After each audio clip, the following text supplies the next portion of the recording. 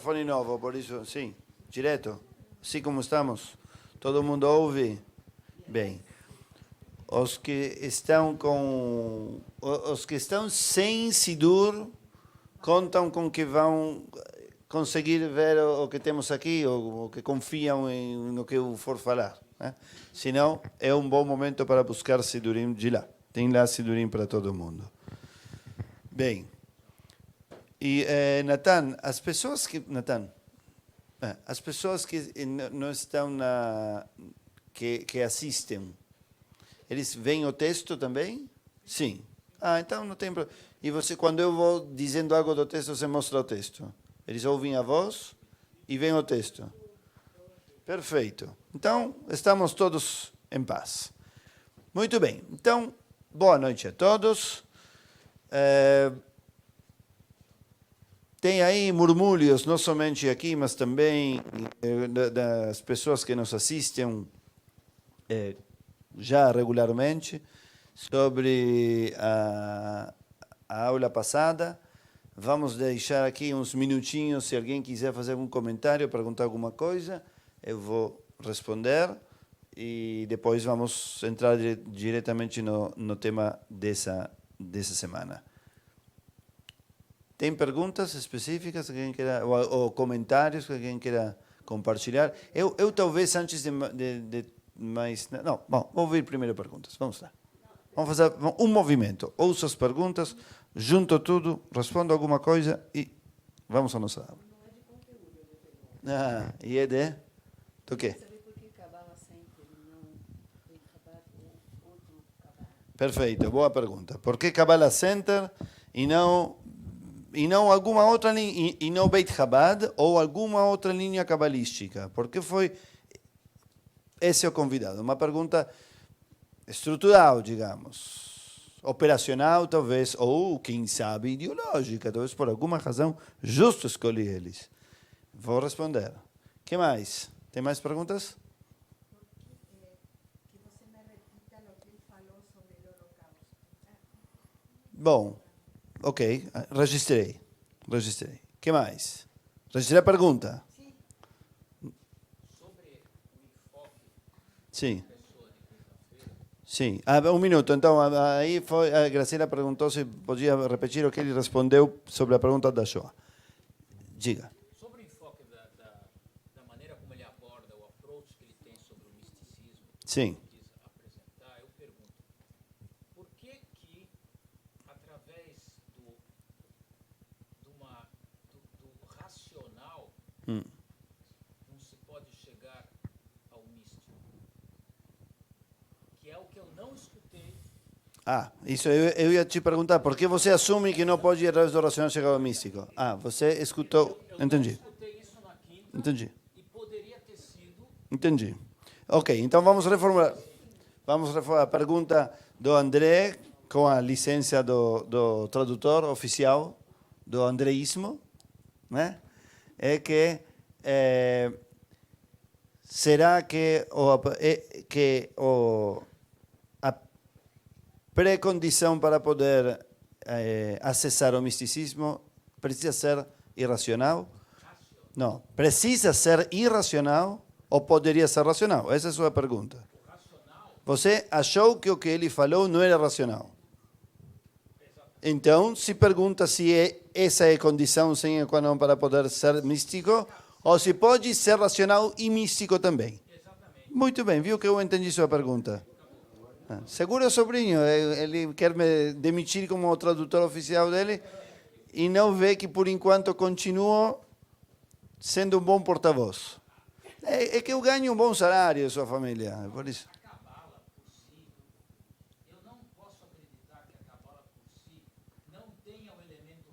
Ok, tá bom. Está feita a pergunta. Está feita a pergunta. Tem aqui alguma reação à reação? Sim ou não? Não. Sim ou não? Acha que tem racional? Tá bom. Acha que? Acho que existe as duas coisas. Que existem as duas coisas que convivem bem dentro do misticismo. Muito bem. Ou dentro do racionalismo. Vamos ver isso. Bom, tem mais perguntas? Não, por enquanto. Vamos ver se alguém pergunta. Se alguém pergunta na rede, aparece aqui, Nathan? Sim. Ok. Então. É aquele poema. Por que aquele poema não usa? Qual poema? Ele distribuiu.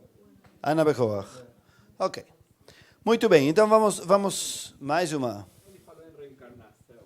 Sim. Onde que na Torá fala sobre a Ok, tá bom. Onde que está? Bom, vamos então, vamos tentar nos relacionar com as perguntas. Nos relacionar com as perguntas, eu não prometo que vamos respondê-las todas aqui e tenho minhas boas razões para isso e que temos outras aulas e que algumas das perguntas têm que ser formuladas a ele.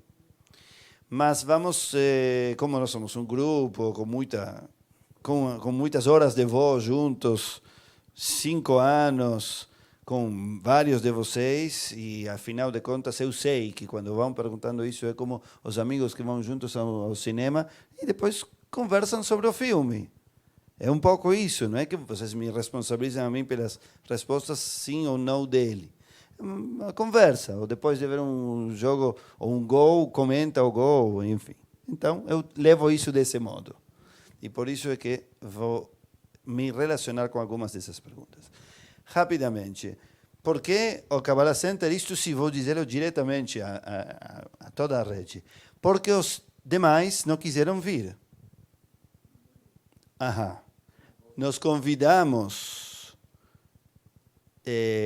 amplamente muitos rabinos de muitas instituições, ortodoxas e liberais, e aparentemente todos estão comprometidos para sempre. Sabe aquele que você convida à sua casa e diz, quando não posso ir? Você não respondeu ainda quando é, mas ele já sabe que não pode. Mês que vem vou ter uma outra oportunidade. Quando vai ser? Porque com certeza esse dia vou ter gripe. Bom, aí já quase vai entendendo que vai ser difícil. Eu não desisto, mas o convite, acreditem, foi a várias instituições ortodoxas e também liberais. O resultado é o David Zakin da Kabbalah Center e o Rabino Yehuda da Betel. Esses são os únicos dois que vamos ter por enquanto. Talvez em um outro momento convidemos de novo, aparecerão outros. Mas foram convidados rabinos de Beit Chabad. Bom, a pessoa que não está disposta a vir à minha casa não vamos conseguir conversar. Alguém perguntou onde a Torá fala sobre reencarnação. Vamos discutir sobre isso. Mas que a Torá não diz que o auditório da CIP é proibido.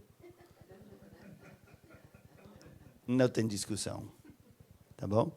Se alguém se autoproíbe pisar esse lugar, não precisamos ouvi-lo, na minha opinião. Bem, então, se ninguém deu essa desculpa, e ainda bem. Então, ficamos com que vieram as pessoas que estavam disponíveis, e por isso, muito bem. O que mais? Depois a pergunta sobre a Shoah. Ele perguntou por que ele precisa responder essa pergunta. Ele não queria falar disso, por isso acho que não cabe entrar em que diria ele sobre isso. Não era o nosso tema. De todo modo, eu acho que é possível formular essa pergunta. Me parece que sempre que estamos em contextos religiosos, teológicos, é possível. A pessoa pode dizer, entendo que não é o tema de hoje. Ele sugeriu o caminho, sem entrar em grandes detalhes, sugeriu o caminho que a vida não é só isso, não é só o que se vê, e não é só o que começa e termina aqui nesse mundo e com esses corpos. Então, eu entendi isso justamente que sugeriu que a vida poderia continuar em outras dimensões, poderia haver reencarnação, é uma pessoa que morre aqui, mesmo tragicamente, poderia ter outra vida de outro modo em algum outro lugar. Eu entendi, no mínimo, que estava sugerindo esse caminho de resposta sem desenvolver muito. Não sei se alguém tem outra opinião. Isso com respeito a ele. Se a pergunta for, você o que opina sobre isso? E se isso é bom ou não? E que deveríamos nós, grupo, aprender ou discutir ou assimilar sobre isso? Essa é uma outra pergunta, como não foi formulada, eu não vou responder. Mas podemos um dia conversar sobre isso. Esse ano, no dia de Yom HaShoah, eu dei uma aula inteira sobre teologia do Holocausto. E mostrei vários modelos. Tenho a suspeita de que talvez eu possa conseguir uma gravação. Então, quem estiver interessado, talvez possamos mandá-la. Lembra que você primeiro teve que começar fazendo a síntese da aula anterior? Já não lembro tanto. Então, a aula sobre a teologia foi curta? Claro, tem livros inteiros sobre isso. Eu fiz seminários, escrevi um artigo, mas não, tudo bem, eu levo isso como um lindo desafio. Enfim, se estão interessados, os presentes e os que assistem por aí, em saber mais sobre teologia do Holocausto, teologia da Shoah, onde esteve Deus na Shoah, como fica o Deus, a religião, o ser humano depois da Shoah, são temas que, na minha opinião, são necessários. Foram, isso não na minha opinião, é um fato, foram tratados por muitas pessoas. Existem muitos modelos, é bem importante, além de interessante. E se estão interessados com toda a honra que merece, o peso e a importância desse tema, me prontifico a dedicar uma aula inteira a isso ou mais. É só entrar em contato, avisar que acontece isso, eu vou sentir as pressões e vamos ver como colocamos isso no nosso programa. Tá bom? Bem. Por que ele escolhe exatamente esse poema? Essa é uma pergunta para ele. Ele tem o mesmo Sidur que nós. Nós sabemos que em algumas linhas cabalísticas, esse poema especificamente tem umas interpretações que têm a ver com as letras, com como se combinam as letras, os números e as quantidades. E elas, nessas escolas cabalísticas, têm, como ele explicou um pouquinho disso, tem nessas escolas, nessas visões cabalísticas, uns efeitos muito práticos quase. Você diz, com toda a kavaná, uma frase num dia determinado, num momento determinado, que combinam as frases, combinam umas letras determinadas, elas expressam algumas energias e então fazem alguns efeitos. Essa é a ideia. E isso acontece nesse poema e não em outros. E por isso, para ele, esse poema, para ele e para muitas escolas dentro da Kabbalah, esse poema tem um efeito especial. Porque tem essa característica. Está escrito de tal modo que se unem desse modo as letras, e essas letras, nesse dia, fazem esse efeito. Take it, leave it. É isso. Muito bem. E, por último, a questão do André. A razão junto com a mística. Sem entrar no detalhe de se você ouviu lá a racionalidade ou não, por sorte você não perguntou isso, então não precisamos discutir se havia lá ou não racionalidade. A princípio, a didática básica, muito básica e, portanto, não muito profunda, agora estou indo contra alguns de meus próprios professores. Por sorte, eles não sabem português, não sei quantos deles estão vivos, então estou me salvando por enquanto.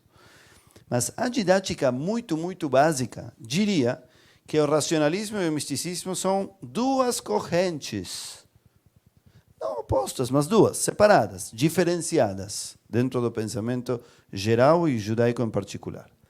Basicamente, onde estaria a diferença? Em 2 pontos. Para o racionalista, tudo se explica através da razão. Racionalismo significa isso. É uma escola filosófica que diz tudo, o mundo, tudo, inclusive Deus, é racional. E o que não é racional não existe. Essa é a base do racionalismo. Racionalismo não significa ser uma pessoa razoável, ou que usa a razão. Todo mundo usa a razão. Racionalismo é uma escola específica, como fenomenologistas, existencialistas, idealistas, materialistas, racionalistas. Racionalistas são do racionalismo, é uma escola que diz isso.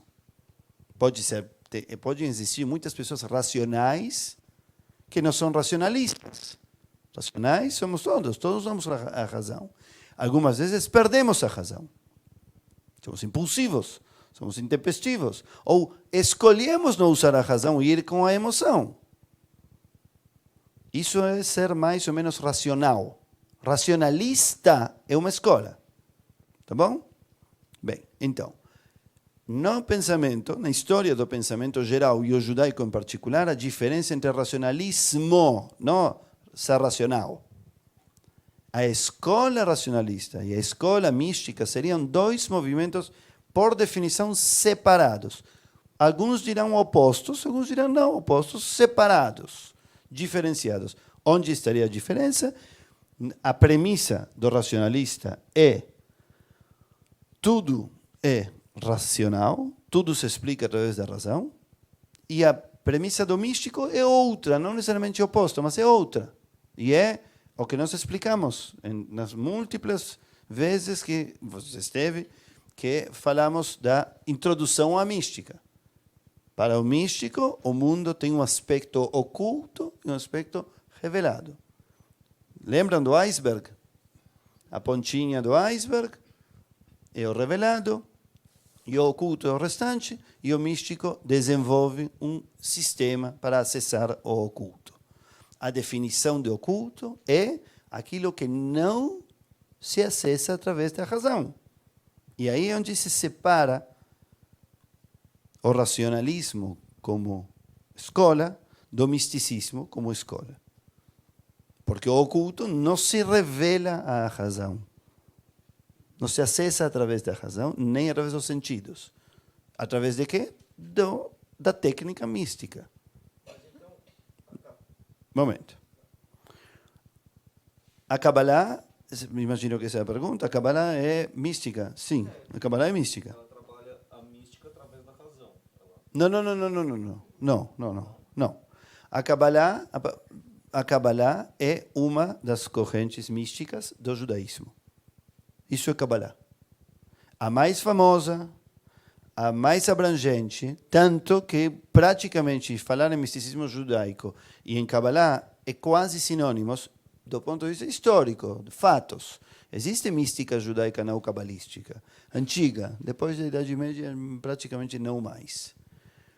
Bom, agora, tá bom? Então, a princípio, basicamente, diríamos, são dois movimentos separados, porque têm premissas separadas, porque trabalham de outro modo. Primeiro, como falei, pela premissa, um acha que existe algo oculto, há a razão, e outro acha que tudo é somente racional.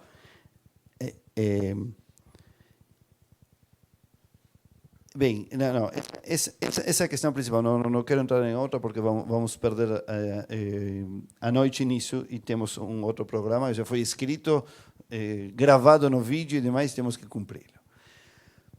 Mas se tiverem mais dúvidas, podem escrever, podemos comentar. De todo modo, o importante é o seguinte. Isso significa que o místico, por definição, vai ser irracional, vai dizer coisas que não fazem sentido, que você não pode encontrar nenhuma lógica, que sua razão não poderá nem acompanhar. Minha resposta é não é verdade isso. Existe uma lógica muito sustentável nos diversos esquemas de mística, incluída a Kabbalah, em muitas de suas escolas. Na Kabbalah Center, na Kabbalah do Chabad, Kabbalah não ortodoxa, neo-Kabbalah liberal, enfim. Existem lógicas. Tá? Então, não necessariamente o místico é uma pessoa irracional. Como também não é verdade que filósofos racionalistas não acabavam dando a entender que existem coisas ocultas. Eu tive mais de um curso na área de filosofia racionalista sobre Maimônides, que é o representante do racionalismo, que se chamava, o curso,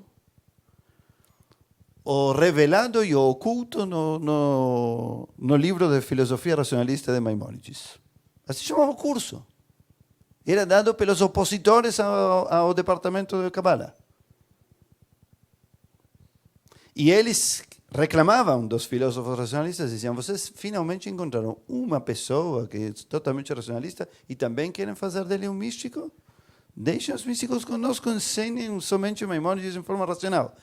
Mas eles mostravam que existem coisas ocultas, que existem metamensagens no próprio Guia dos Perplexos. Portanto, as coisas não são tão dicotômicas, podemos encontrar lógica e racionalidade, não racionalismo, racionalidade em algumas, várias linhas místicas e cabalísticas, como podemos encontrar voos espirituais ocultos, pseudomísticos na filosofia. Ok? Estamos em paz? Muito bem.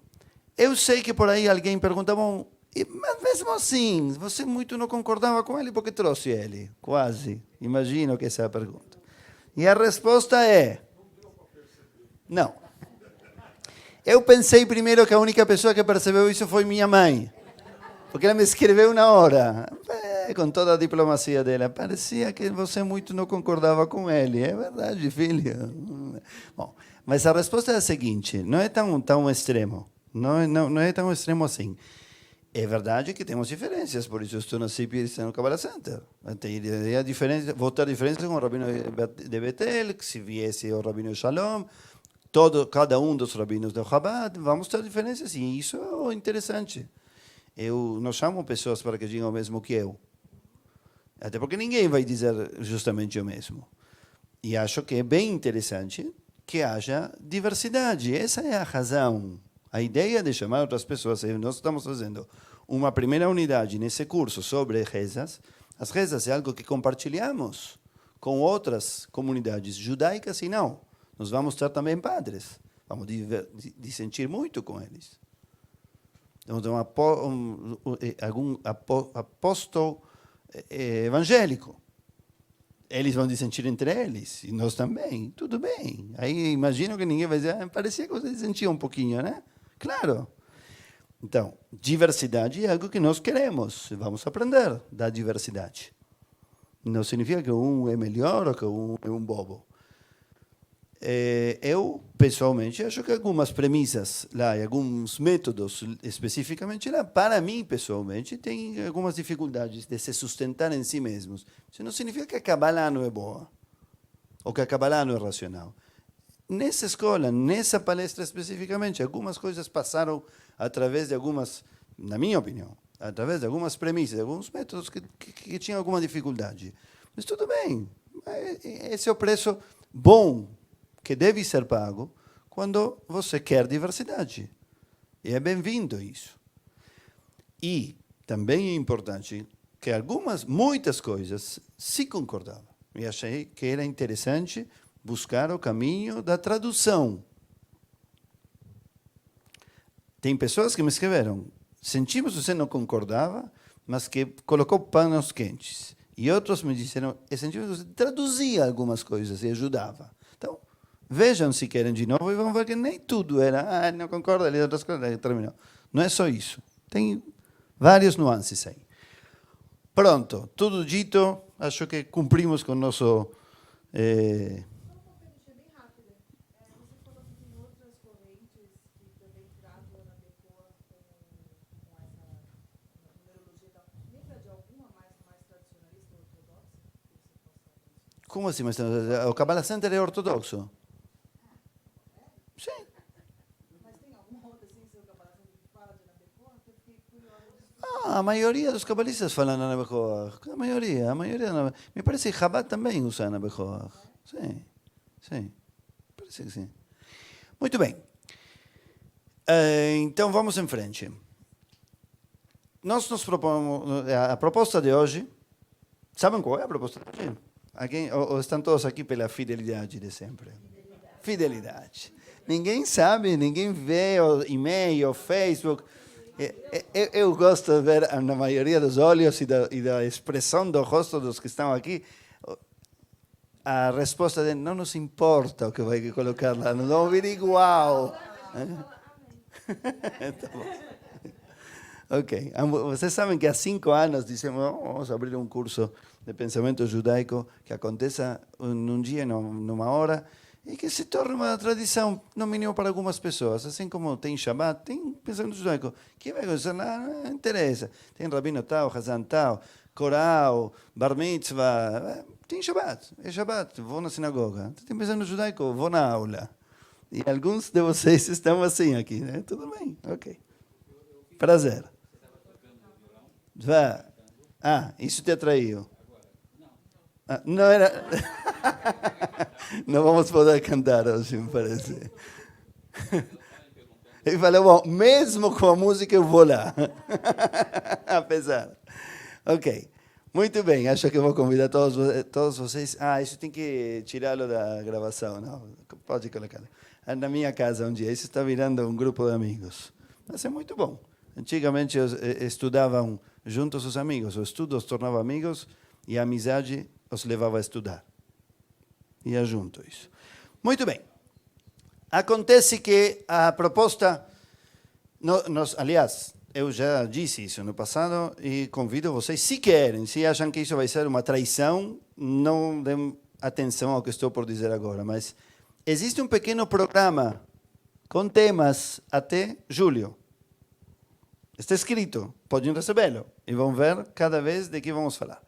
Está planejado, isso é escrito e divulgado. A comunicação da CIP já o tem, Natan tem, e a pessoa que quiser só pedir, pode receber.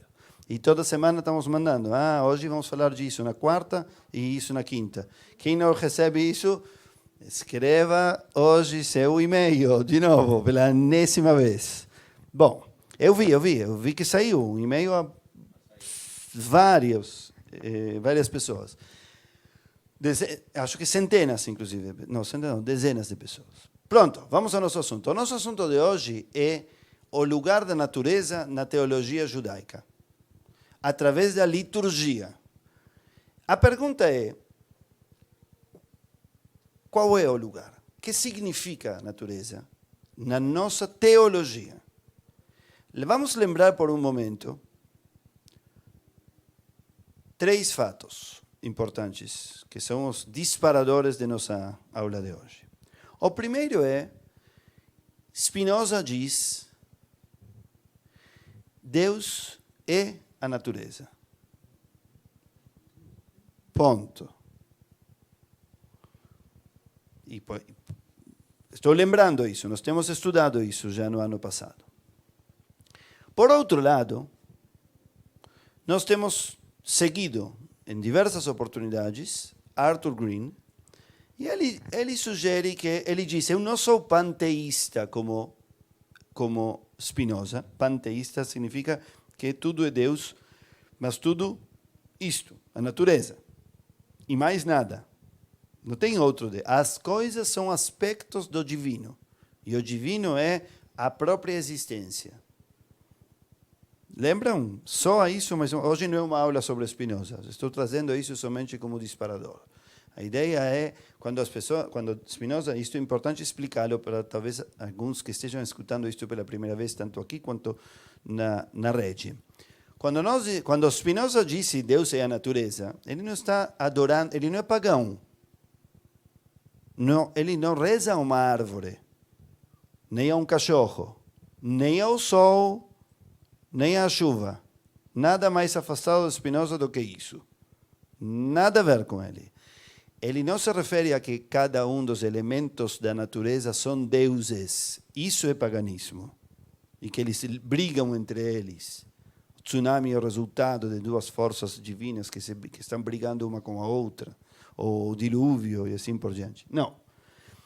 Quando Spinoza diz Deus é a natureza, se refere ao mundo, à existência. Poderia se entender como que todo junto é Deus. Poderia, mas isso não é uma leitura correta de Spinoza. Spinoza também não diz que o mundo é Deus. O que diz é que a existência, a vida em si mesma, isso é o divino. E todos os representantes disso, seja uma árvore, seja o oceano, sejam as regras da matemática, da geometria e as pessoas, todos são aspectos disso divino. Aliás, errei nos exemplos que eu dei. A matemática e a geometria, não. Isso é eterno. Isso sim é como uma ideia. A lógica não é um aspecto do divino. Isso sim já é divindade, se entendi bem em Spinoza. Mas uma árvore é um aspecto, uma representação de algo do divino. Como eu e como você. De todo modo, a frase famosa, e usei ela para a nossa provocação de hoje, é Deus sabe natura, que significa Deus é a natureza, é a frase de Spinoza. E é nada menos que um dos filósofos maiores da história do pensamento humano e judaico também.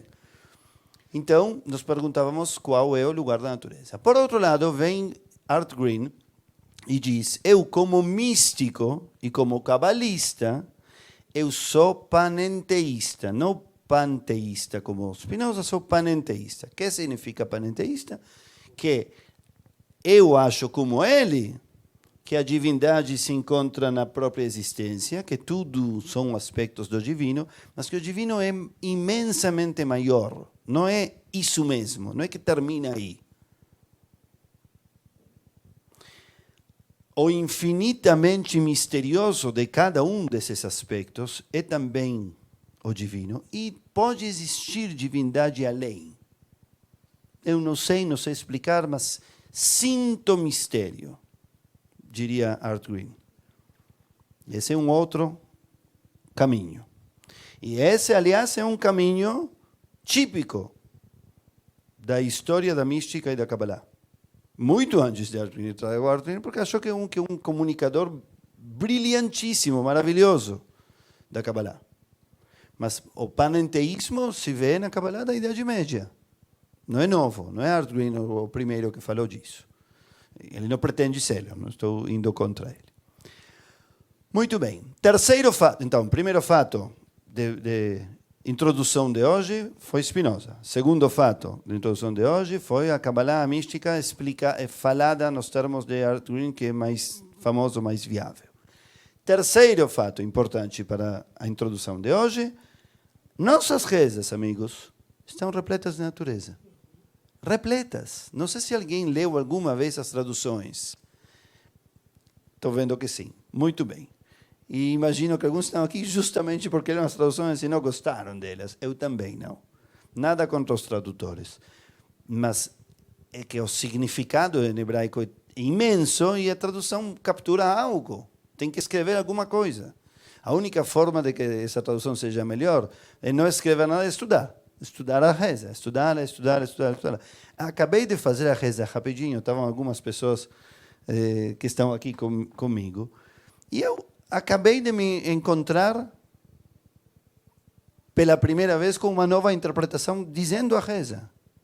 Uma reza que eu já disse inúmeras vezes. E pela enésima vez me disse, tem que buscar um modo de trazer o que seria um curso a um sidur para que uma pessoa possa, de vez em quando, se conectar com outras coisas, além do que diz a tradução. Mas ainda não sei como. Estou pensando, um dia chegaremos, prometo compartilhar com vocês. Teria que ser um livro interativo, não sei, infinito, que você toca a palavra Elohei Avraham, Elohei Yitzhak, Elohei Yaakov e vê aí um monte de coisas e se não quer mais, continua com o Hazan e depois volta aí. Sei bem, estou pensando, se alguém tiver ideias, me avisa. Muito bem. Então, as rezas nossas estão repletas de alusões à natureza. Um poderia dizer, bom, são metáforas. Que coisa mais bonita que falar de você através da natureza? É possível. Simplesmente metáforas.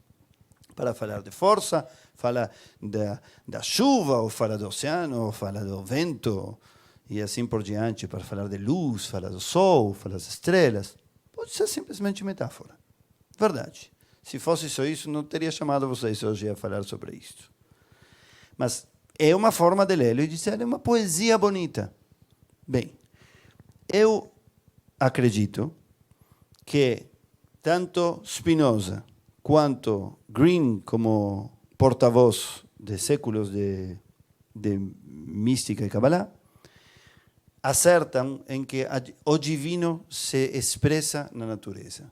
Seja na forma compacta de Spinoza, ou seja, na forma não líquida, infinita talvez, da Kabbalah e de Green. Mas eu acredito profundamente em que existe lá, mesmo se depois Art Green vai nos jogar um pouco de água fria e dizer mas a natureza é indiferente. Mesmo assim, e somos nós os que nos comovemos com ela, mas ela é indiferente, mesmo assim. Como veem, isso é algo que mexe comigo muito e eu sinto que lá temos uma discussão boa, bonita, linda. Tensão. Tensão é muito duro, por isso não quis dizer tensão. Mesmo assim, me parece que a natureza tem em si mesmo, desperta, expressa, vive, vibra, transmite, traz e leva algo, senão tudo do divino. E natureza somos nós também. Eu não me refiro à natureza somente à grama, ao cachorro e à flor. Também a eles, com certeza. E também ao pôr do sol e ao nascimento do sol, não à saída do sol. Muito bem. Também ao nosso corpo, que muitas vezes reage, mostra emoção, mostra, expressa paixão. Na minha opinião, o corpo mostra também, e vive, e vibra, expressa espiritualidade. E o corpo é natureza, o corpo nosso. Então, que a natureza se apresente e fale na reza, ou que a reza fale através da natureza, é o melhor dos caminhos. Talvez é o mais verdadeiro, o mais autêntico, o mais primário. No melhor sentido da palavra primário, não básico, sino o imediato, o que deveria ser. Essa é a minha pequena opinião pessoal. Isto não tem nenhuma comprovação. Eu acredito que isso funciona desse modo, porque me parece que os que escreveram as rezas sentiam e pensavam assim como sugeriu, cada um com sua linguagem, os sábios do Talmud, Spinoza na sua geometria religiosa e Art Green no seu pensamento pós-moderno cabalista. Tá bom? Sim? Então agora vamos ver 3 exemplos. O primeiro deles é uma reza de Shabbat à tarde, à noite, que se chama Adonai Malach Geut Lavesh. Vamos ver. Que tenho que apertar? Como era? Direita. Justo. Por acaso está justamente Adonai Malach Geut Lavesh aí. E quem quiser abrir seu Sidur, já vê lá embaixo, página 15 e 16. Muito bem. Esse salmo é o salmo que vem imediatamente depois de Mizmor Shel Yom HaShabbat, na sexta-feira, à noite. E eu já expliquei que esse salmo se encontra lá, por quê?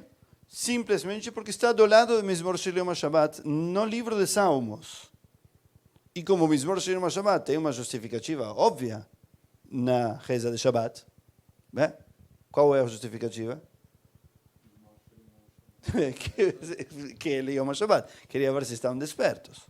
Muito bem, estão acordados. E então, já está do lado, já deixaram ele lá. Qualquer livro básico que explica a história das rezas, explica isso que acabei de dizer. Só que, na minha humilde opinião, essa não é a única razão. A razão que está junto com isso, na minha opinião, é que este é um salmo repleto de natureza. E o Shabat é especialmente um dia que deveria se relacionar com a natureza, por coisas que já temos explicado quando começamos essa unidade. Não sei se lembra, não sei quem estava, essas aulas estão gravadas, podem vê-las atrás, mas basicamente o Shabat se cria como um dia no qual o cosmo para e harmoniza, e não se usufrui. O objetivo é que não existem classes sociais, nem grupos, nem diferenças entre gerações, para que todos harmonizem. É o dia das harmonias. Aí harmonizar é com uma pessoa de outra geração, com uma pessoa de outra classe social e principalmente com outros seres que convivem conosco e não são pessoas. Por isso nós não podemos empregar, não só pessoas, também animais. E não podemos usufruir a natureza no Shabat. É o dia de harmonizar com a natureza. É sentir que o cosmo se encontra no modo Shabat. Se lembram que temos falado disso? É senti-lo, é tentar entrar nesse modo. Supor que está todo mundo mesmo, nessa situação, e quem não entrar nisso perdeu o trem esse dia. Então, justamente no Shabat, faz todo sentido estar na natureza, disso também temos falado naquela oportunidade. Na minha opinião, celebrar o Shabat numa montanha, na floresta, nesses momentos mágicos do pôr do sol ou do nascer do sol, na praia, no mar, na neve, enfim, cada um terá seu contato comovedor com a natureza, ou revelador, ou divino com a natureza. Na minha opinião, isso é mais sabático, com todo o respeito e o carinho que tenho por essa casa ou qualquer outra sinagoga. Porque isso nos afasta da natureza. E Shabbat é para viver com a natureza. Então, salmos e textos que nos levam de novo à natureza nos permitem ter Shabbat da forma mais autêntica, mesmo estando no concreto e na luz elétrica e no artificial. Então, na minha opinião, não só porque esse salmo estava do lado do Mizmor Shel Yom HaShabbat, aquele 92, este é o Salmo 93, e que foi colocado, e sim também porque também eles se comoviam com a natureza, achavam no contato com a natureza a prática sabática por excelência, e sabiam que a pessoa não vai viver sempre o Shabat na natureza, então queriam trazer a natureza dentro da sinagoga. Já 2000 anos atrás, quando fizeram essa compilação. Essa é a minha pequena fé romântica. Eu quero acreditar que os sábios resolveram colocar isso aí por isso. Não tenho nenhuma prova. Mas espero não por isso ser irracional. Diga. Aí André está perguntando, por isso eu falei isso. Escutou? Me assustou um pouco um contraste entre o Shabat e o resto. Quando você está mostrando o poema, eu entendo o poema, e nesse momento do Shabat o tempo para e o homem admira a natureza. Como talvez Arthur Green disse, a natureza está lá e você vai ao encontro dela. Isso. E com isso você se reconhece. Sim. Né? Muito bem. Então, desculpa, a minha pergunta não tem nada a ver com poema, mas a situação humana nessa história significa que nos outros 6 dias, então, o homem faz o quê? Ele quer ser Deus? Ok. Desculpa.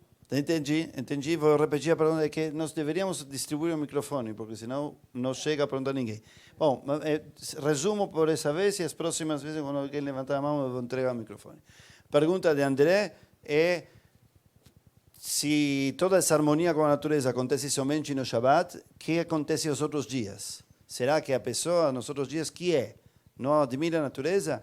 Aí o André quis ser, eu acho, mais provocador e diz o que é Deus?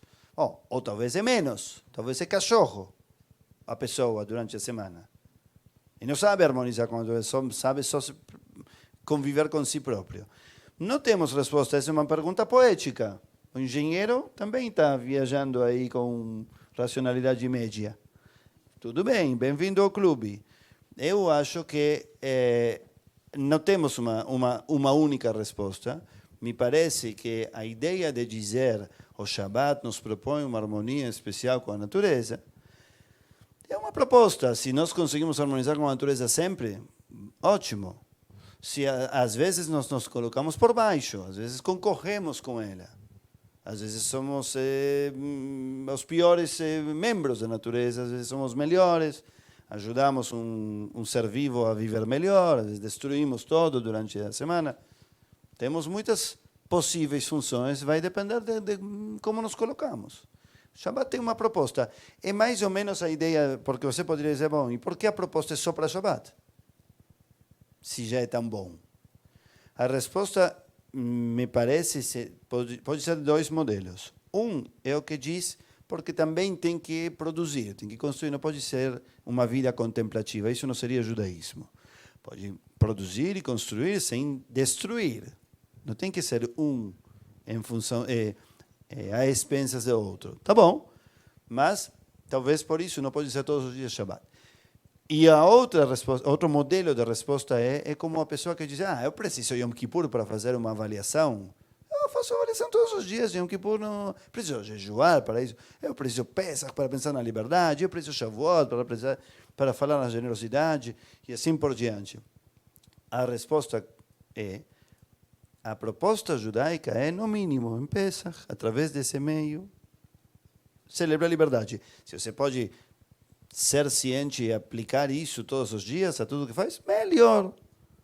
No mínimo, no Yom Kippur, avalie seu ano, suas virtudes, seus defeitos, suas dívidas e mais. Pode fazer isso todos os dias? Melhor. E tem o coletivo, tem um dia que você sabe que todo mundo está celebrando isso. Essa é a ideia. Então, no Shabbat, no mínimo no Shabbat, você pode todos os dias? Melhor. Tem outros métodos para fazer isso? Faça. O judaísmo coloca alguns sinais, algumas ferramentas. Não diz que são as únicas. E não diz que é excludente. Pelo contrário, uma proposta, é integrador. Vamos ver o Salmo. Bom, diga, Sara. Eu tenho uma colocação que eu acho que a harmonia não é só você com a natureza como se fosse algo fora. É a harmonia da nossa própria natureza, que seria a harmonia de juntar o racional e não só o espiritual, como o instintivo. Eu acho que houve uma separação desde Platão, dessa coisa assim, é um ser que pensa e é um ser. E eu acho que a gente tem que ter uma harmonia nisso. Eu acho que o instinto. Concordo, eu concordo, e me parece que eu falei um pouquinho isso desde o começo. Eu falei, a natureza somos nós, é o nosso corpo. Falei que a natureza é nosso corpo que expressa emoção, choro, paixão, também isso. E a consciência disso, harmonizar com isso, é também estar no modo Shabbat. Muito bem, o que diz esse texto? Adonai malach Yehud lavesh. Lembra, acho que todos já estiveram, é o que vamos fazendo nesse momento do nosso curso. Eu sempre, apesar de que existe aqui uma tradução, eu vou na interpretação literal, primeiro e depois além disso. Então, Adonai malach Yehud lavesh, Deus reinou e vestiu a glória, digamos. A majestade, pode ser. Geut é a palavra para dizer gavá também, que é algo como arrogância, tem que ter cuidado. Orgulho. Mas se refere um pouco ao que diz Nietzsche, não necessariamente ao orgulho do arrogante, sino à dignidade. Majestade poderia ser. Então, Deus reinou e se vestiu de majestade. Aqui nós temos que entender que essa linguagem não se refere temos que, é um dos muitos casos nos quais é bem importante fugir da literalidade. Não é para imaginar aqui um rei humano com a coroa e com o traje mais caro do mundo, com um povo pobre. Nada mais afastado da intenção que me parece que tem esse salmo. E, obviamente, não atribuir isso a Deus, porque isso, além de ser antropomorfismo, atribuir forma humana a Deus, é uma redução e um contrasentido. Não é que Deus é também esse rei despótico, enfim, que usa os meios materiais de todo mundo para deixar os pobres e se gabar disso. Seria absurdo. Se trata de um reino que tem a ver com... Lembram que alguma vez falamos sobre Deus dos exércitos? A expressão bíblica que diz o exército, Adonai Tsevaot, quando vemos o Shabat no Gênesis, se refere à harmonia da natureza que funciona com a coerência de um exército. Isso significa, em todas as interpretações, nada militar. Então, aqui nada de reinos. A Adonai Malach outra vez, Deus reinou. O mundo é um reino que orgulha, que traz dignidade, que se veste de orgulho e dignidade. Laveja Adonai Oz Itazar. É parecido, só que agora a ênfase lá está na força. Oz, na palavra Oz, que se ceñe com força. Aftikon Tevel Baltimot. E se sustenta desse modo o mundo, o universo, Baltimot, para que não se chacoalhe, para que não se perca, para que não vacile, e não vacilará. Mas então, de novo, o mundo se sustenta na sua própria dignidade. Sabem, a segunda benção das Sheva Brachot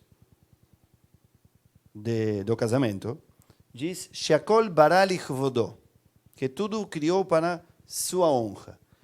Na minha opinião, a má leitura disso é dizer que Deus é uma pessoa, é um ser que precisa que louvem Ele e criar coisas que mostrem que maravilhoso que é.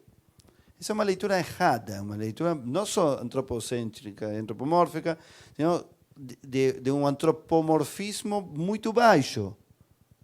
Quem faz isso? Nem precisa ser um grande psicólogo para dizer você. O único que cria é para que as pessoas digam que maravilhoso você é. Então, deixe de criar, vá, faça uma boa terapia e volte saudável. Deus. É óbvio que não se trata disso. A leitura, Shakol bara lichvodó, as coisas deveriam despertar a dignidade do divino. Nós dizemos essa bênção e queremos olhar para o mundo como se transmitisse essa dignidade. Ou queremos despertar em nosso mecanismo que nos permita ver o mundo com essa dignidade. Isso se parece um pouquinho, me parece o que disse Art Green. Quando nós nos emocionamos com a natureza, nós vemos nela algo divino. Ou não.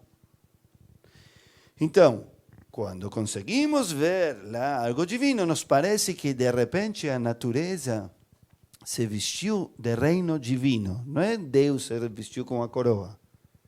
A natureza se vestiu da divindade de um modo que se enche de força e não vacila, não se chacoalha. Se nós conseguimos ver assim o mundo, então o mundo não se destrói. Porque se vê com o esplendor da dignidade. Nachon kisachá meaz meolam atá. Assim é como seu trono está firme, Nachon. Nachon, além de querer dizer correto, vem do verbo como tikon, aqui. Os que sabem hebraico têm que ver lá a palavra leachin, preparar, e lechonen, que é constituir. Então, tudo isso vai junto. Então, o mundo se sustenta nessa dignidade divina que nós somos capazes de ver nele, e por isso não vamos destruí-lo. Vamos harmonizar com ele em Shabbat, no Shabbat. E esse é o trono divino que está na verdade de sempre, depende de saber vê-lo. Nachon kisachá meaz meolam atá.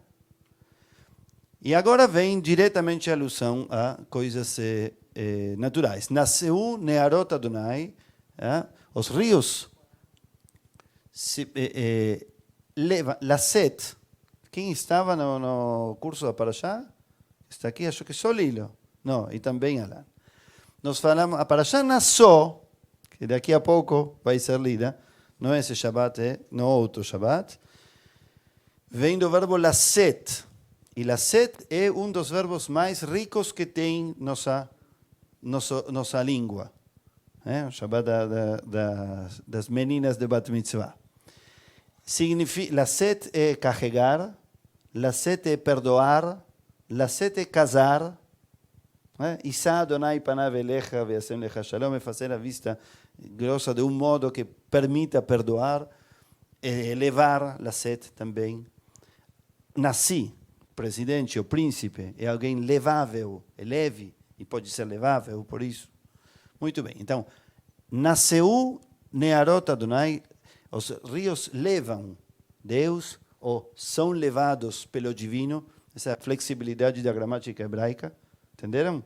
Os rios nasceu Nearot Adonai, levam os rios Deus, ou os rios são levados pelo divino deles. Nasceu Nearot Kolam. Porque Lasset é também, Lasset é Takol, levar ou elevar a voz. Então, os rios levaram sua voz, pode ser, se refere à voz deles. Os rios falam, tem que saber ouvi-los. Isu Nearot Dochiam, é mais ou menos o mesmo. Mikolot Maim Rabim, das vozes de muitas águas, Adirim, é que isso pode ser ler de muitas formas, não tem vírgula, isso é muito bom. Mikolot Maim Rabim Adirim Ishbereyam, a primeira leitura de todos juntos seria que das múltiplas vozes, das múltiplas águas, são imensas as ondas, o que se quebra no mar.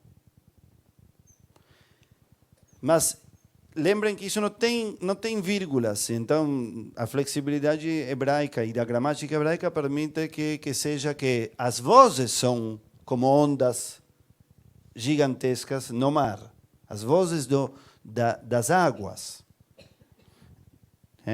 E elas são essas ondas que se quebram. Em resumo, eu acho que das múltiplas coisas que podemos ver nessa frase emblemática, uma que eu sugiro muito é a ideia de saber ouvir o mar.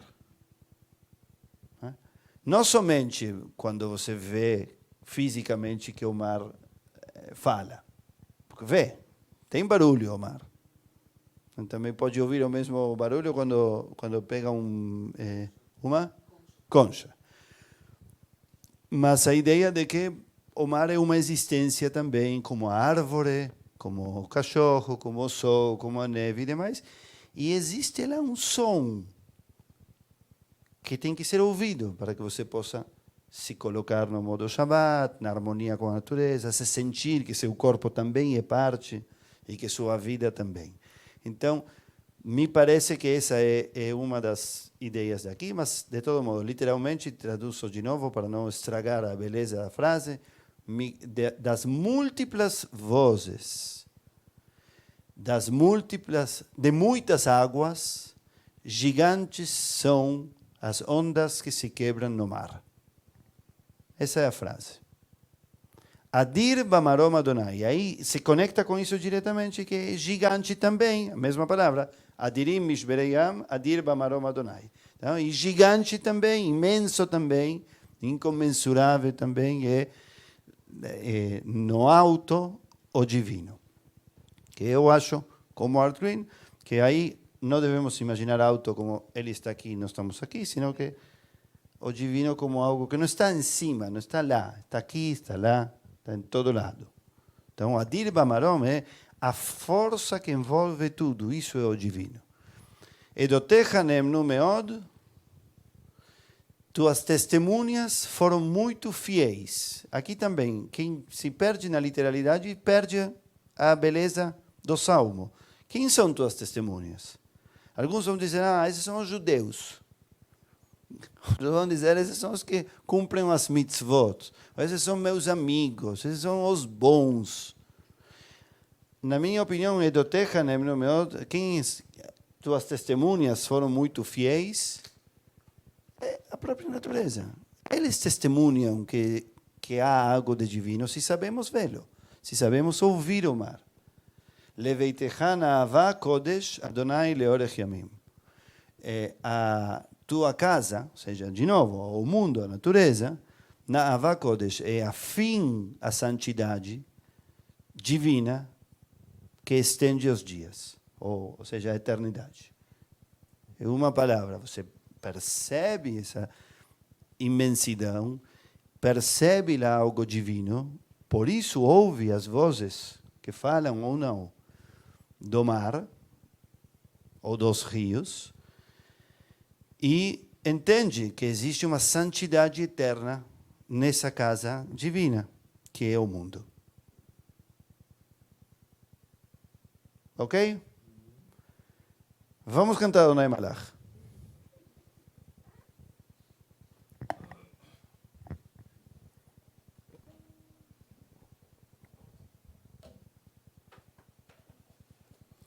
Entre a introdução cabalística e a análise desse salmo, acho que não vamos chegar hoje aos 3. Vamos fazer talvez 2 e na próxima faremos mais um. Estamos já 8h20. Aliás, Adonai Malach talvez tem também muitas músicas. Vamos cantar a música daqui. Tem uma muito parecida, no mínimo para minha musicalidade limitada, que foi criada pertinho daqui, nesse país no qual eu nasci, que fica pertinho do Rio da Plata. Muito bem. Que, aliás, não vai ganhar o Mundial. Não. Não, porque não tem a Chichi. Chichi é o treinador da seleção brasileira.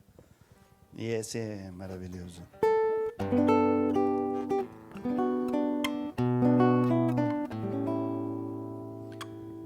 Adonai Malach Eut Lavesh Adonai Ozit Azar Aftikol Tevel Baltimot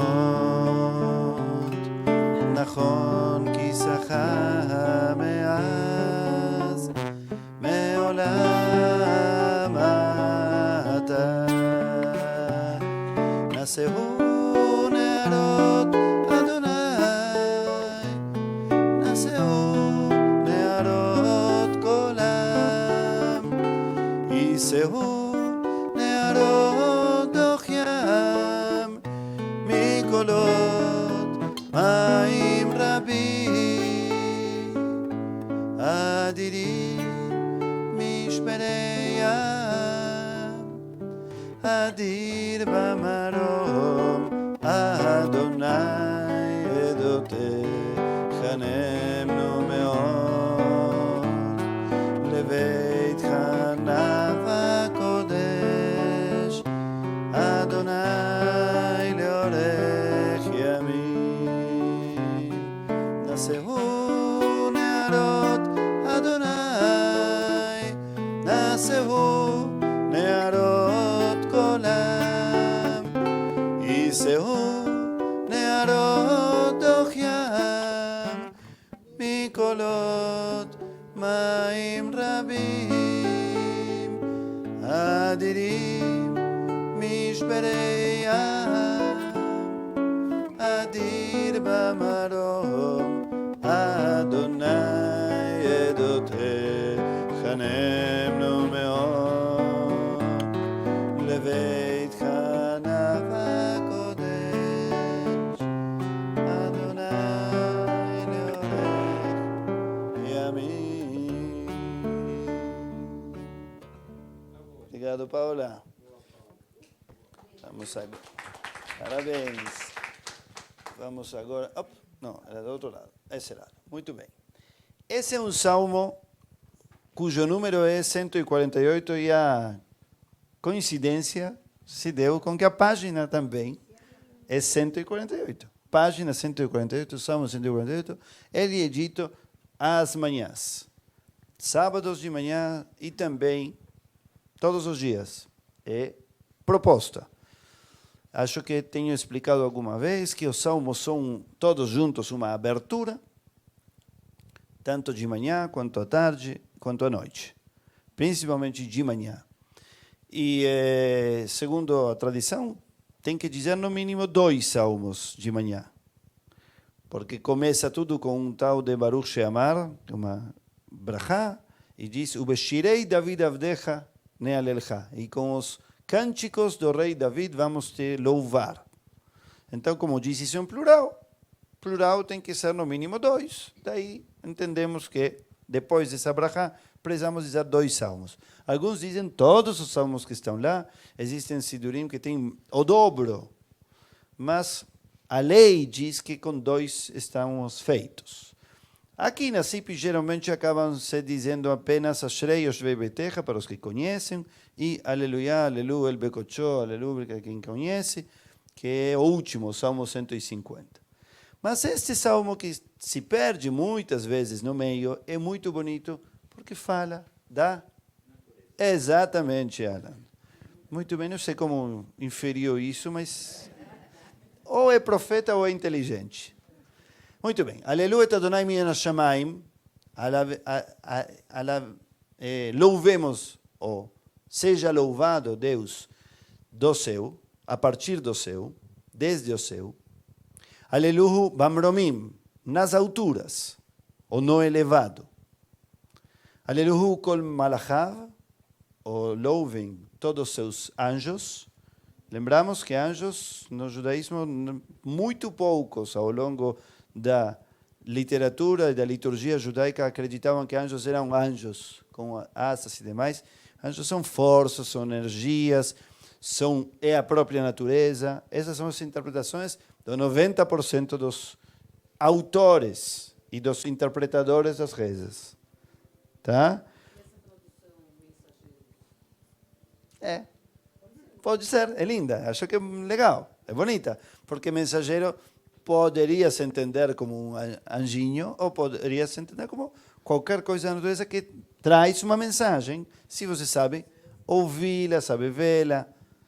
Muito bem, por isso acho que foi feliz essa ideia de mensageiros.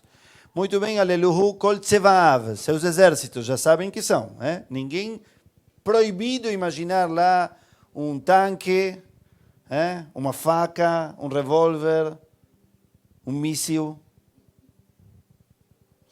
Os exércitos, ou seja, a harmonia, tudo aquilo que funciona harmonicamente, as estrelas, a lua, o sol, os ritmos, tudo isso são Tzevav, Tzivot Adonai. Então, Aleluia, Adonai min hashamayim, no céu, Bamromim, nas alturas, Kol Malachav, seus anjos, Kol Tzevav, seus exércitos. Aleluia, Shemesh ve'yareach, o sol e a lua. Aleluia, Kol Kochvei Or, todas as estrelas que trazem luz, dá luz. As estrelas dá luz, Kochvei Or, Kochavim Shel Or. Aleluia, Shemei Hashamayim, os céus dos céus. Acho que isso é uma expressão muito bonita. Alguns vão dizer que que se refere à água que estaria por cima, como água que está por baixo, porque no Gênesis tem isso, tem uma divisão de água, se vocês lembram. Mas isso me parece uma interpretação uma leitura muito literal. Shemei Hashamayim, se já é para ser literal, prefiro ir até o final da literalidade e dizer Shemei Hashamayim são os Shamayim do Shamayim. Ou seja, os céus dos céus. O que são os céus dos céus? A infinitude. Sempre tem mais céu do que o céu. É como o horizonte. Onde termina o horizonte? Não termina. Então, o céu também não. Então, o céu do céu é sensação de infinito. Ve'amayim asher me... Agora sim. E a água que está além dos céus.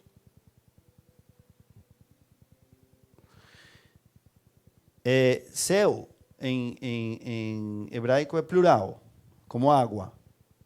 Não pode dizer água, se diz águas em hebraico. E céus, Shamaim. É assim. Chaim, vida, também em plural. É assim está constituída essa língua. E as águas que estão além do céu.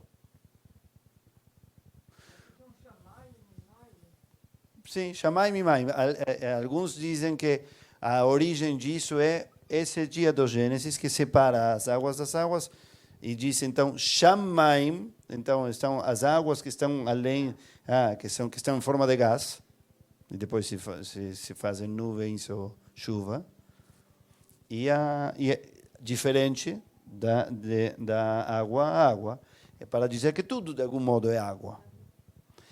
E que faz sentido, tudo tem algo de água, os químicos sabem explicar, os físicos sabem explicar isso. E o relato bíblico também faz sentido porque a água única não é criado. Bereshit bara Elohim, no princípio criou Deus os céus e a terra. Bereshit bara Elohim tasham vetares. Bereshit bara Elohim tasham vetares. Ve'aretz hayta tohu vavohu, e a terra era caos. Ve'choshech al pnei teom, e havia escuridão. Ve'ruach Elohim merachefet al pnei hamayim, e o Espírito de Deus sobrevoava a água. A primeira coisa que faz qualquer leitor é dizer, é a água quem a criou? Onde estava a água? Aí vêm os platonistas e dizem, essa é a prova de que o mundo não foi criado do nada. Criado a partir de água, no mínimo da água. Água, tem água. Enfim, é outra aula essa. Continuamos aqui. Então, e as águas que estão além do céu. E Halelu et Shem Adonai ki hu tziva venivrau. Todos o louvem, ou todos louvarão o nome de Deus. Lembram que temos explicado já essa expressão. O nome de Deus é a forma em que nós percebemos. Os nomes das coisas são o que na filosofia, né, se chama o fenômeno. É como a coisa se manifesta a você, não o que a coisa é em si mesma. Então, o nome de Deus é a manifestação do divino, é o percebido do divino. Ve'amayim asher me'al hashamayim, Yehalelu et Shem Adonai, louvem o nome de Deus, que hu tziva venivrau, porque ele mandou e se criaram, passivo. Como se literalidade, Deus falou, as coisas se criaram, ou Spinoza, mística, Kabbalah, Art Green. As coisas são, a existência mesma, a divindade mesma flui e se conforma, se plasma em formas que são a criação, são aspectos do divino. Por isso se criaram. O verbo divino vibra e vai criando constantemente o que é. Vayamidem laad leolam, chok natan velo yavor. E os sustentou, os erguiu para sempre, através de uma lei que deu, para que não seja transgredida. A lei se referiria também àquilo que sustenta o mundo para sempre.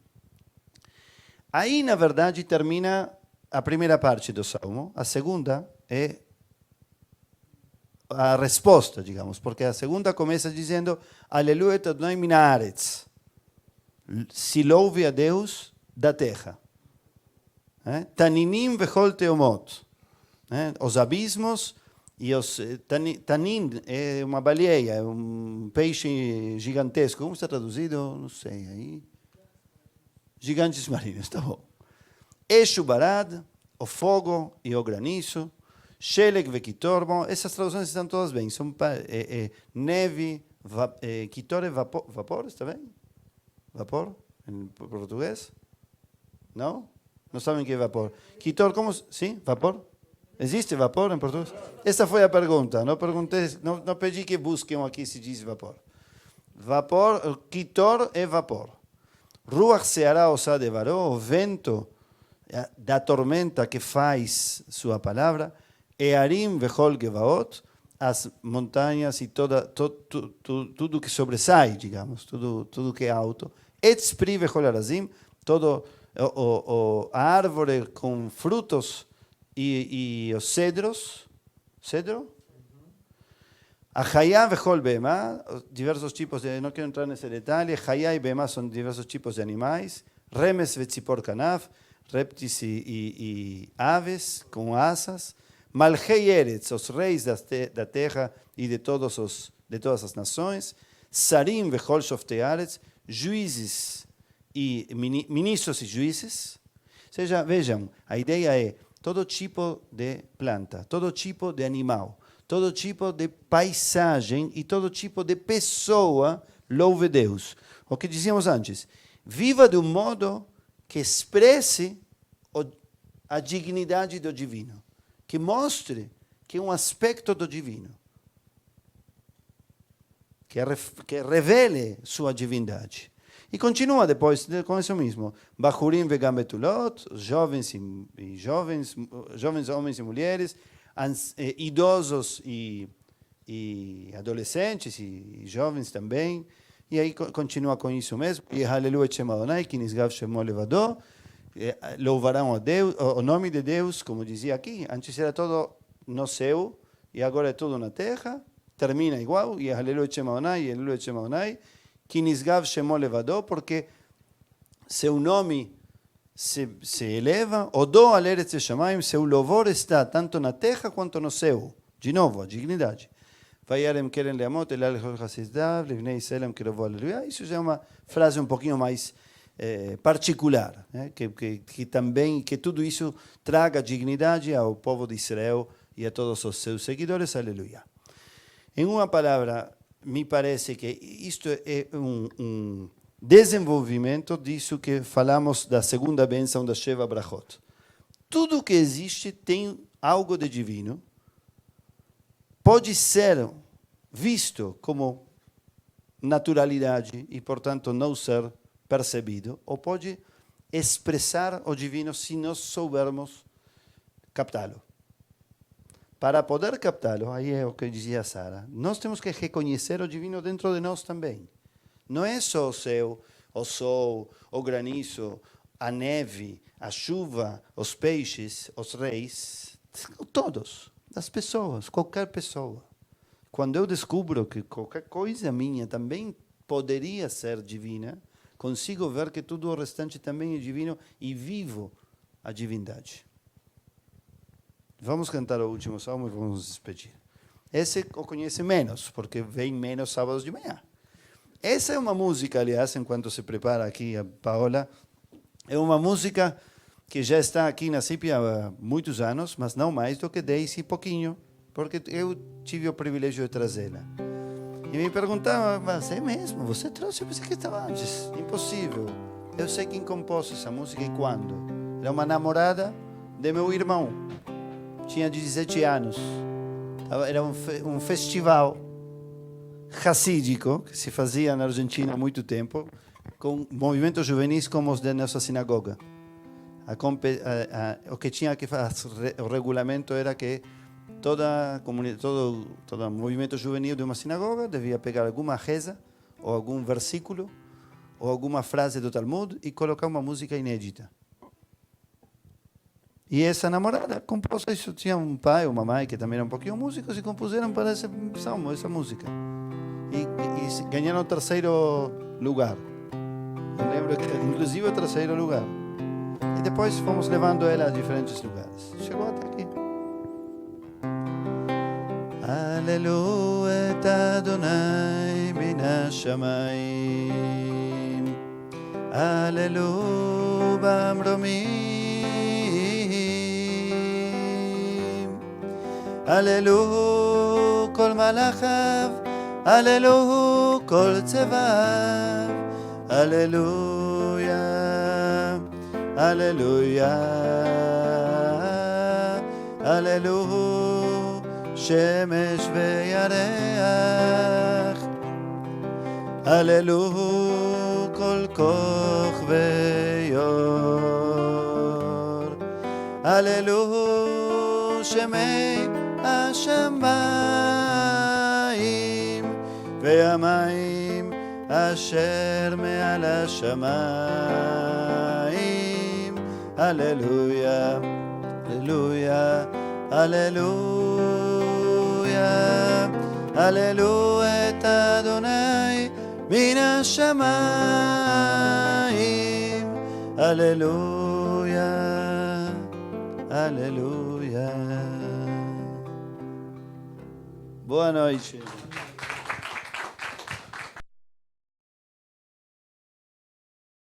Shavuot, mesmo, temos a virada de cultura judaica também. Começa às 8, Welcome Coffee, 8h30, Avdalá. Às 9 teremos a primeira sessão. Eu terei o prazer de discutir com um psicanalista sobre liberdade e desejo. São os primeiros 2 mandamentos. Tudo vai ser dedicado a uma releitura atualizada dos 10 mandamentos. Sigam todos os detalhes no site da CIP. Segunda sessão, depois vai vir um show de dança muito bom. Depois virá especialmente um jornalista de Brasília, que vai falar sobre fake news. Alon Feuerwerker, que tem toda uma tese que diz que os que dizem que fake news são fake news, essas são fake news. É muito interessante. Isso fala sobre o mandamento não mentir.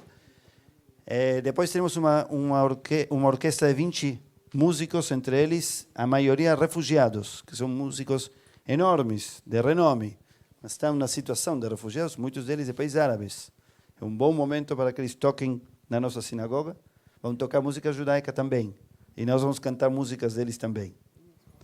Muita coisa boa. Venham, noite toda. Termina com o nascer do sol, não a saída do sol.